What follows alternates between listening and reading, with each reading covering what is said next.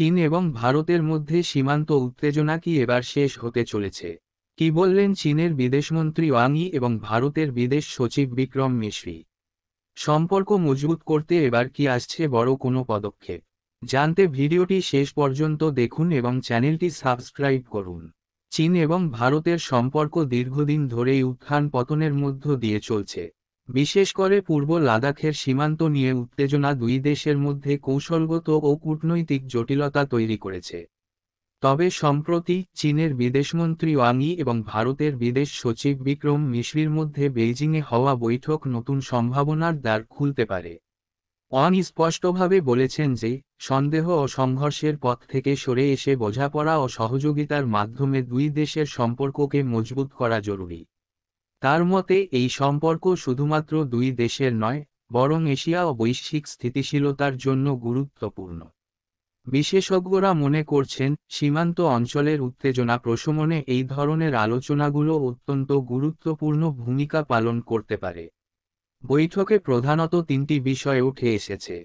১. সীমান্ত পরিস্থিতি স্বাভাবিক করা। পূর্ব লাদাখ সীমান্তে উভয় দেশের সেনাদের মধ্যে যে উত্তেজনা ছিল, তা দ্রুত কমিয়ে আনার বিষয়ে ঐক্যমত্যে পৌঁছানোর চেষ্টা চলছে।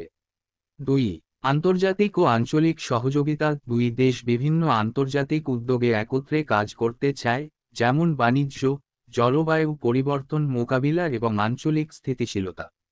৩. পারস্পরিক বিশ্বাস পুনঃস্থাপন। দীর্ঘমেয়াদী বন্ধুত্বপূর্ণ সম্পর্ক গড়তে উভয় দেশেরই পারস্পরিক আস্থা বৃদ্ধি এবং অর্থনৈতিক সংযোগের ওপর জোর দেওয়া প্রয়োজন।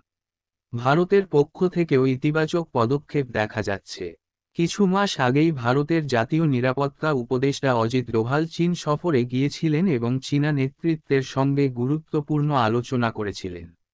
তার ধারাবাহিকতায় বিক্রম মিশ্রির এই সফর দু দেশের মধ্যে সম্পর্ক পুনর্গঠন প্রক্রিয়াকে আরও গতিশীল করেছে।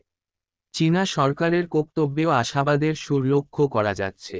লিউ জিয়ানচাওয়ের সঙ্গে বৈঠকে সীমান্ত চুক্তি এবং বিভিন্ন বিষয় নিয়ে আলোচনা হওয়া এই প্রক্রিয়ার একটি গুরুত্বপূর্ণ ধাপ। চীনের বিদেশমন্ত্রীও উল্লেখ করেছেন যে, দুই দেশের জনগণের স্বার্থ রক্ষায় সম্পর্ক উন্নয়ন অপরিহার্য।